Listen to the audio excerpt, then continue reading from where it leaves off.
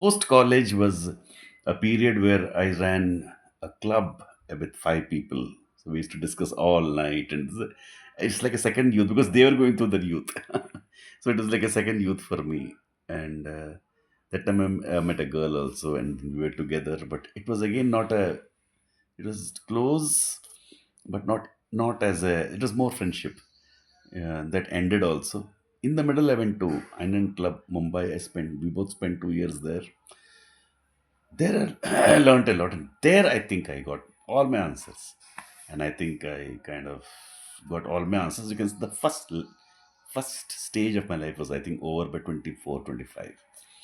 And then my guru said a very strange thing that time, Govind sir, Govind Malkani. He said, "You have achieved the highest level of understanding. Now you live your life simply and don't depend on your dad." And my needs were very few. Even today, my needs are very few. I don't know why people want to earn money. So this is name, position, money. It is bred out of me. So for 10 years after college, 1990, I passed out to 2001. 10 years was completely random journey. I spent time with Subhash Patri in Tirupati while my dad was there. I was there with him, but I was not working.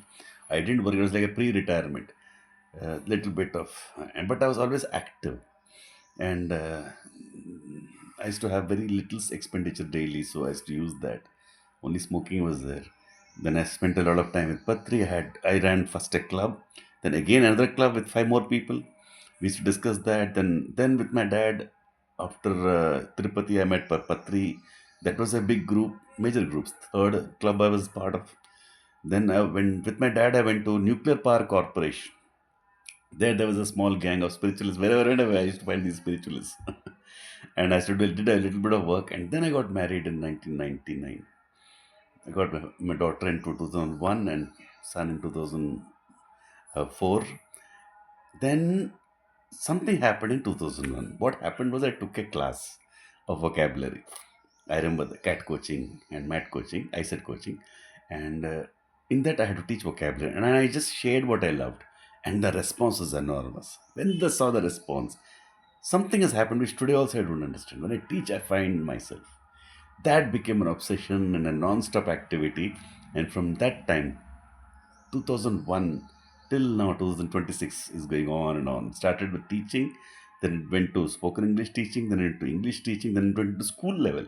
I taught in Arvinda mainly, and taught in Krishna Sir School, Abhyasa Vidyalaya and Vidyarthi, and I taught in 100 academies in schools non-stop. And all I did was share what I love. And what do I love? The structure of English, study skills, you should know this, wonder questions. And it went on and on. And I think here I little bit stagnated. I reduced my reading. That was a very big mistake I made. Somewhere I reduced my meaning and got caught up in this whole changing the world thing. Now I'm back into that reading and solidifying my understanding of the world. So that's the whole thing, journey which happened. Then I had a journey with another friend in teaching fish in Shashank sir, with which an amazing journey that was, um, in which he brought about an extraordinary revolution in how you can teach English and teach to the most modest common person and take him to a high level.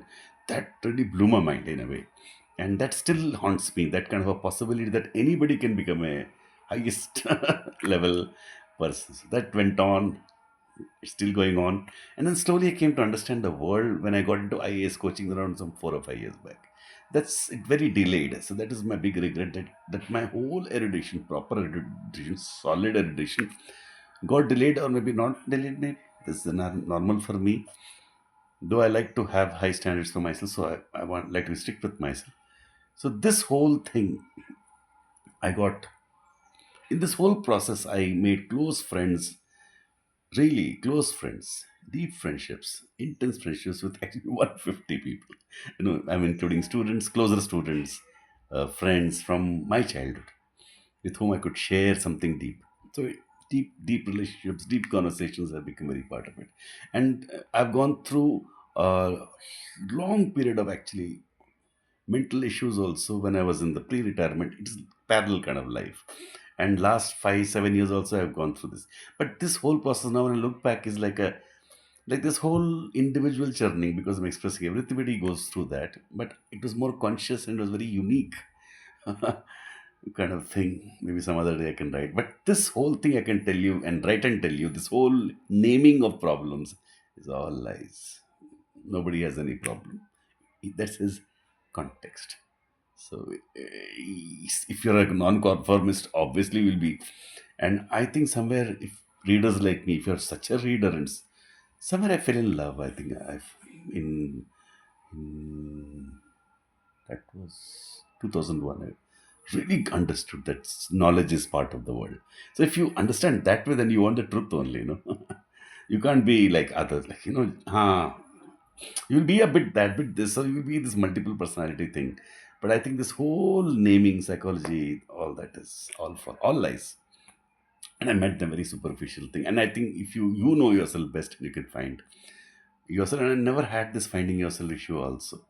What problem maybe I had was the alienation or distance between me and the world. That will be normal, and that also is not much because I was into this teaching. I think I would ascribe it to not being fully erudite, given my, you understand. It's like a, I have gone ahead, but the tortoise and hare both are in me.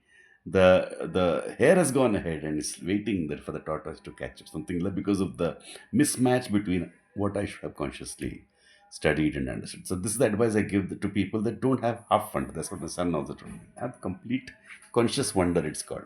So if you're learning a new subject, don't have half of it, or even the depth of it.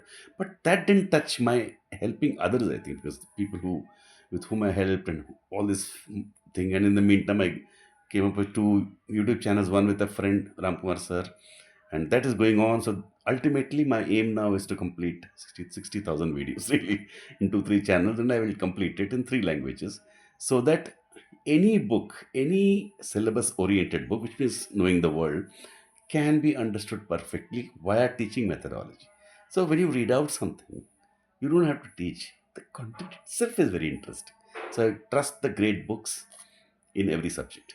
In history, read the great books. In philosophy, read the great books on the original, and they're not as distant to you as people like you to believe because they have not read. Obviously, that will be my view. So reading 100 books, and the base of 100 books is spelling, grammar to read, study skills to read well, and then start reading. And this whole process I want to guide it. That is my influence of Shashank sir of teaching fish, and also my own passion to reach out to people. And this idea I want to give it to as many people as possible. Yet I have finally understood that the world will not change. It will take exactly 100 years. That is my unique prediction. In 100 years, suddenly everybody will understand everything. That's my prediction. People don't know the power of knowledge. It's coming. I can see that. I can see that in Vikas sir. I can see that in the undercurrent of psychological healing systems. I can see in the inquiries. I can see in the reformation implicitly, which is happening of religions. There's no God anymore, but living. Focus on life. There's a whole sea change on earth. So heavens will come down to earth. We'll all know the basic subjects. Slowly, this hauntingness of skepticism, dark philosophy, and dark religion will slowly give way to the light of reason, the light of happiness, and also lightness. From the beginning, somewhere I also understood that life is very short. Life is very short. So life is. I never could take life seriously. Somewhere I got liberated, as they say. You can't take life. I can't take life seriously. It's not. It's not possible. That's why I'm always overactive, trying to find something new to do. And this can go on for 100, 200, 2000, 1 billion years if given. There's so much to just simply explore and enjoy. Just being is enjoying. So that is finally what I understood. In this whole journey, I met extraordinary people. Actually, I had extraordinary loves also.